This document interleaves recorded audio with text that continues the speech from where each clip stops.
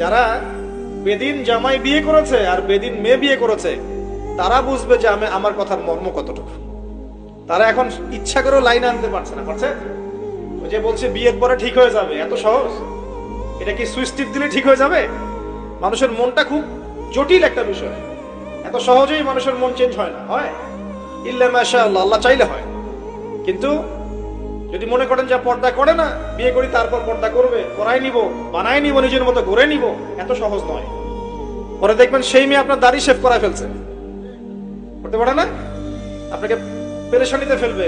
সবার এত টাকা, তোমার টাকা নাই। এই যুগে একটু সুদ খেলে কি হয়, সমিতিতে নাম লেখালে কি হয়, সুদের লোন নিলে কি হয়, সবার একতলা বাড়ি আমার কেন, সবার 4-5 তলা বাড়ি আমার কেন একতলা থাকবে, নাও লোন নাও বাড়ি করি। আপনার স্ত্রী আপনাকে এদিকে ইনফ্লুয়েন্স করবে, করবে না? করবে। এভাবে তো বহু পরিবারের কর্তা দিন দিন হার্ডস্ট্রোক করে মারা যাচ্ছে।